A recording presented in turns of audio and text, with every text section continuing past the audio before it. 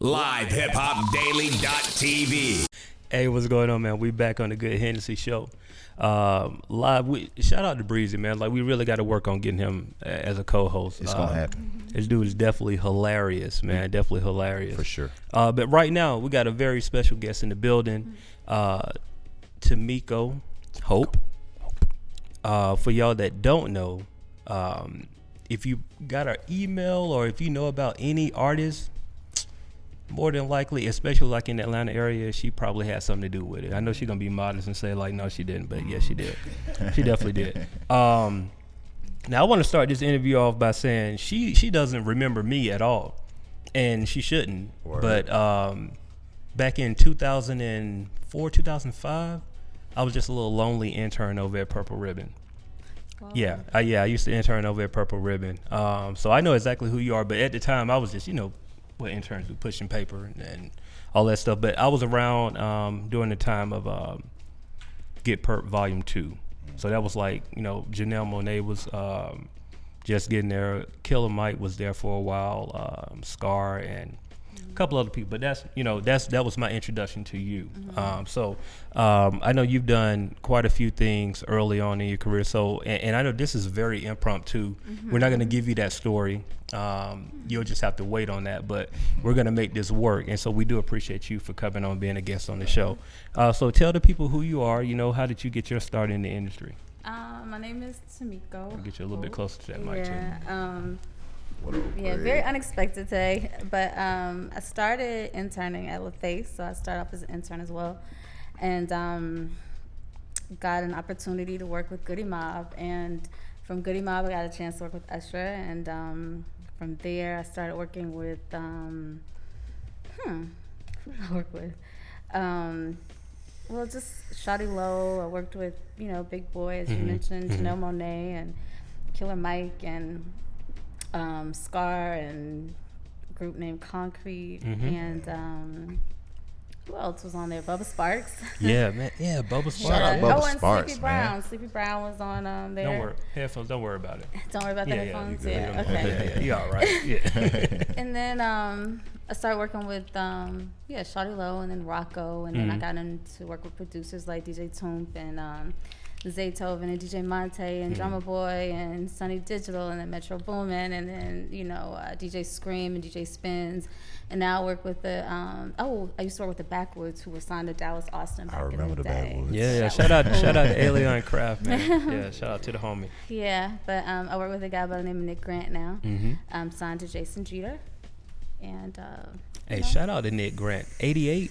I'm telling you, like, we were actually bumping that earlier tonight, and I'm loving what that guy has going on right now. Like, he's really bringing lyricism, and I know it's weird to say bringing lyricism back, but I feel in a climate where there are a lot of gimmicks going on in hip hop, he's not doing that. He's like literally giving you, and it's authentic too. You can tell that's exactly what he feels and how he feels about music. So, how did you two link?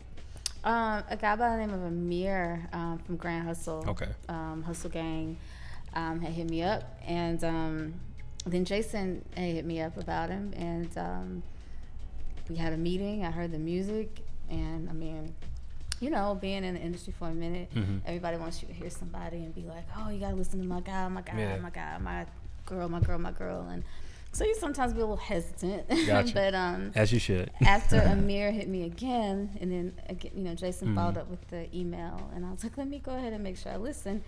And the first time I heard it, I was sold. So, is that I guess, is that a typical case for you, like where somebody that you already have a relationship with will hit you up and say, hey, I have something for you to listen to?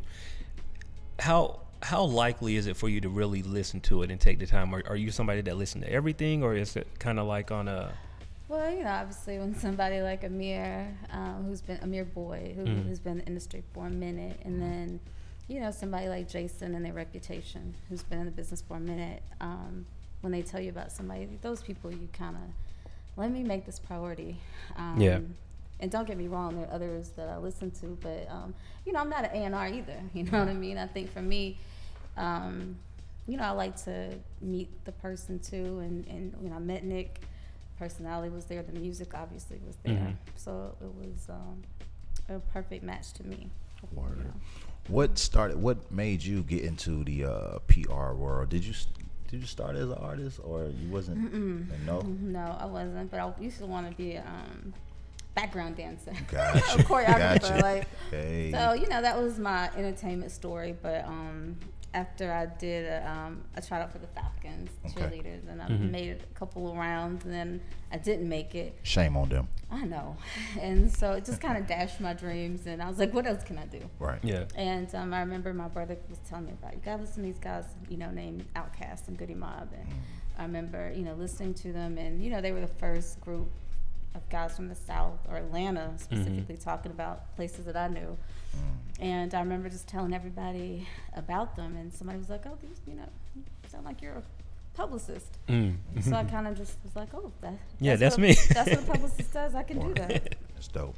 So No, it's interesting that was your journey into it, because it's almost like you stumbled upon your gift. You know what I mean? Like your gift of communicating with people and really basically bringing people together, two worlds together. In the world of PR, for those that don't really know, nowadays you hear, especially artists on the indie circuit, they're so quick to run and get, I need a manager. You know what I mean? And and you ask them, well, why do you need a manager? And the bulk of them, at least the people I have conversations with, they say they need a manager so they can get shows and so they can get on blogs, right? And exposure. And me personally, I feel like, well, you probably need a booking agent and a publicist. You know what I mean? So with that being said, what advice can you give for an artist that's kind of like in that early stage of their career, that are having those hiccups? Like they can't really, they're kind of like here, and they have great music and they have good personality, but they can't really get to that next level. What would be the advice that you would give them that you can give away for free? I know Yeah, because I do consultations. There you go. Yeah. Word. But I would think a lot of work an artist can do on their own. You know what I mean? I think getting out here, coming to places like Playlist Party, getting on radio shows like this, being out, meeting people, networking basically. And then, the good product that obviously helps. So I think getting your name out there and getting your face out there and performing everywhere you can, and making connections, on your own. I interviewed Fadia Cater. She was at Def Jam. She's now at Twitter. She just left. And one of the tips she gave in my book, the 5 key facts of building buzz, is a lot of things. She prefers organic relationships where people approach her versus me being the publicist coming to her and being like, hey, I want to introduce you to this artist. So I think through a little research, and I mean, it's easier now than ever to connect with people, finding them on Twitter, Instagram, wherever, finding an email address, and just reaching out. You just never know where that break is going to come from. So absolutely. It's funny you mentioned your book, because I was definitely going to talk about that. You have a couple of books that you've put out, and by the way, go to Amazon.com right now and type in TAMIKO Hope, TAMIKO HOPE. Buy all of them. But the industry insider, that's me. I'm plugging for her. I'm sorry, like that's just our job. Yeah, that's what I'm doing today.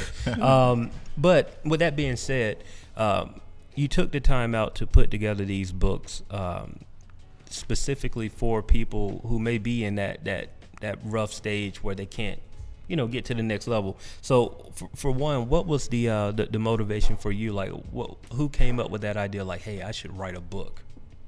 Really just me, and having conversations with different people that were in the industry, and them telling me things like, this artist called me today or approached me today, and this is what they did, and hated that, or just little stories like that.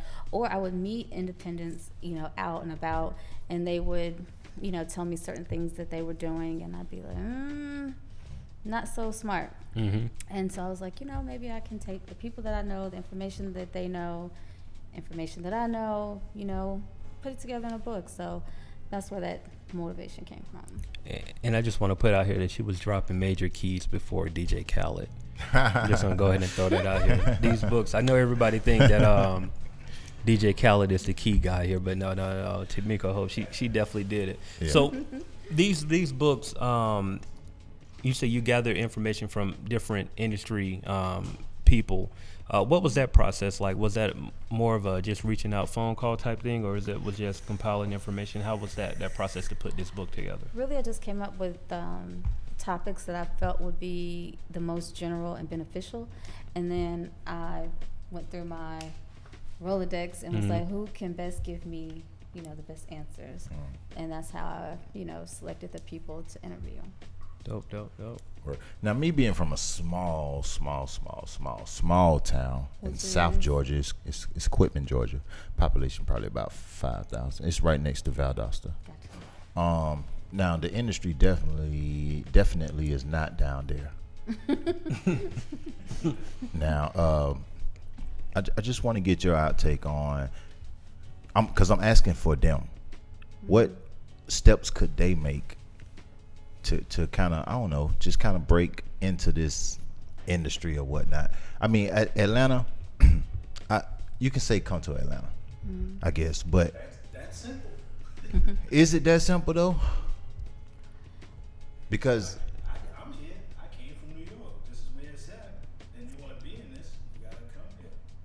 Well, I think it's good to start in your city, even as small as that is. Right.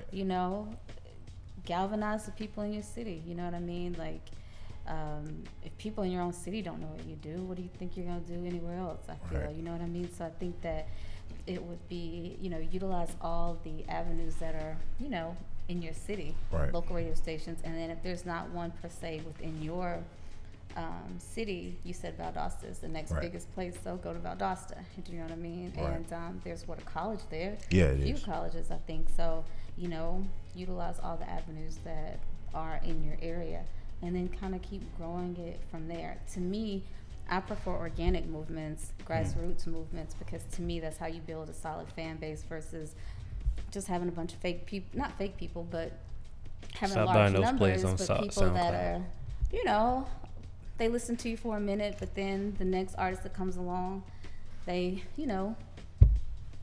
attach to on. them. Yeah, So it's yeah. like you want to have fans, those J. Cole fans, I say, the ones that no matter what he puts out, no matter where he goes, they follow him, Right. Okay. because it's organic. you Yeah, know? absolutely. And all of our live feed listeners, if y'all have a question, feel free to send them in on Facebook. Yeah. I just keep looking because the angle, they don't understand from a woman's Heard. point of view. What angle do I do? I need this angle here? Yes, Law. something more like Is that a better angle? Okay. My I boy got you. Law on the live feed says it's not that simple. By the way, it's not that simple. How far is it from here? It's 3.5 hours. So every weekend you can't drive up here to do a show or whatever you I want to do? mean, you can, but it just seems like Atlanta is so saturated. Yeah, Atlanta is saturated. So like it's like where, I don't know. I guess my question would be well, you can't even say how you stand out. That's. I mean, I think that's a valid question, but I mean, how can you stand out in a crowded space? Yeah. You know what I mean? Like, me personally, I mean, I'm not a professional here, but it's kind of like what Breezy said earlier. Like, he's himself. Right. You know what I mean? And we had an artist on here a while back by the name of Clay James, and Clay said that, when he first started rapping, he tried to be everybody else. We're gonna let her. Okay, yeah. That's so. Look, when Clay first started, he tried to be everybody else, right? And so it took for him realizing that, hey, I can just, all of this stuff is already in my closet. The way I already dress, that's in my closet. Like how I talk, that's me. Everything was already there. So once he started to be himself, he got more traction. You know what I mean? So I don't know. What's your take? Do you? I agree. You agree? We're gonna take this camera. No, This no. camera here is on me. We're gonna put this camera. They don't want. Do y'all want to see me? No. Yes, you do. They don't want to see me. But I do think that you definitely have to be yourself. You know what I mean? And I think it goes back to, if we use somebody like a J. Cole or Nipsey Hussle, for example, they were able to get a fan base based off of who they are, you know, Right, being who right. they are, and giving people who they are.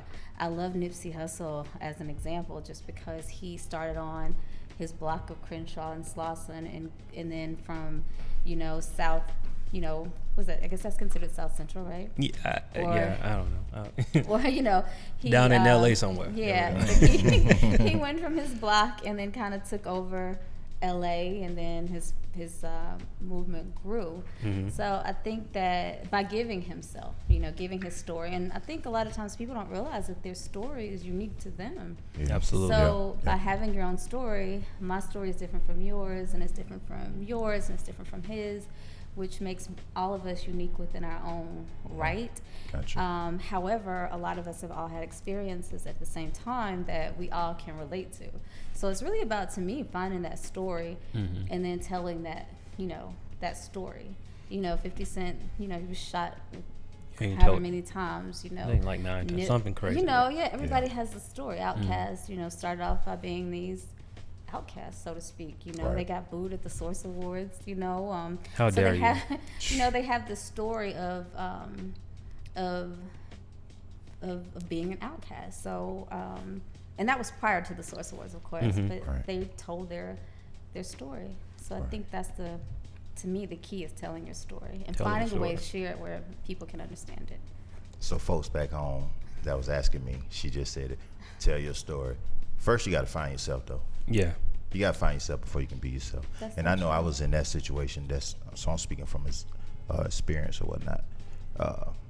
I didn't know myself. I'm still learning myself. Mm-hmm. You know what I'm saying? But I truly believe that once you find who you really are, then it's smooth sailing I agree. from there, Yeah. for sure. Hennessy dropping them gems. I hear No, you, man. You man, over I'm here just- trying to get deep and Hey, man, sentimental, that came from the the left heart. chest. You're a fool. Definitely a fool. So, as far as for you, what's up next for you? Like, I know you have the books. Are there any other plans for new books? Okay. Definitely, but I still want to, you know, make sure that I, you know, kind of like an artist album, I suppose, or Mhm. a mixtape. Like, I want to make sure I, you know, service this one correctly. And Gotcha. I honestly don't feel like I have, like, everybody has it yet. You know what I mean? Gotcha. I think I want to concentrate on that, but I'm definitely working on it. Okay, cool, definitely. Well, we do appreciate you stopping by. Sure. I know we're not going to keep her alone. This, like I said, this was very impromptu, so I think it's only right to, you know, not keep you on the hot seat for too much longer. Is there anything else that you want to leave the people with before you get out of here? Just, you know, check me out, Instagram and Facebook and Twitter. It's all my name, TAMIKO Hope. And I offer, you know, classes and consultations on music. and Make sure you business. bring your Classes. checkbook. All right, bios, There you go. all Word. those things. Bring your that- checkbook. There are no free services Now- here. now- I'm just gonna now, go and put that are- out there. Yeah, No free services. no free services. But are you too out of the range of an independent artist? That's Man, that's where I started. You know, I started with independence. I respect and you know, Nick is independent. Right. You know what I mean? Backwoods were independent. Big Boy's label, for the most part, was independent. You Right. know, Shawty Low was independent Mhm. for a very long time. So that's where I come from. I work with Zaytoven. He's independent. the independent Yeah. guys that still got a 9 to 5. Yeah, that type of independent. But, yeah, she's like, if you can cut the check, you know, we can work, you know, Yeah, yeah. as long as Okay. you know, want to invest in yourself. Yeah. Because a lot of times people, they'll hire a publicist or they'll hire somebody to do, like, some expensive photographer. And I'm not saying, good, you know, obviously I believe in paying for Mhm. quality.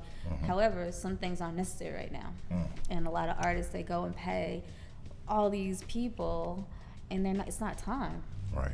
And then by the time they come to, you know, the publicist or the, Mhm. you know, somebody, it's all their money's gone. Yeah. You know what I mean? Or, you know, they get a record hot and they need to, you know, start paying some people for real, and they Right. can't do it. So it's like they can't even build off of the buzz they started. Right. That's a good gem there. Y'all should pay attention to that. So look, stop buying $250 worth of weed every week. And invest in That's number yourself. one. That's number one. For y'all Invest in don't know, yourself. that's a G that you just spent on weed that you could have been spending in another direction. So Exactly. there's always money in your budget. Just stop spending in some unnecessary places. Exactly. Definitely. If you're Well, serious, Yeah, if you're serious. There you go. If you're serious. Word. do whatever you want, right? Yeah, Word. definitely. Well, we appreciate you for coming through. Thank you. I know, like I said, this was last minute, so we made this work. So we do appreciate you. You're welcome here anytime. Anybody that you want for us to interview, I'll be in touch. So definitely. TAMIKO Hope on all social media. All social media. Yes. All right, and you know what? Can we go to that video, Nick Grant video? Yes, please. Jungle. We'll go to Jungle, the Jungle and video. it's on BET Jams, MTV Jams, Revolt. Cool. MTV Jams even switched their avatar on Twitter to Nick's mixtape cover, and that Dope. was just Super an dope. amazing cosign, you know. Yeah, Super dope. Yeah. that's what's up. So, you want to throw it to the video? You want to introduce it? The video. This is Nick Grant, The Jungle.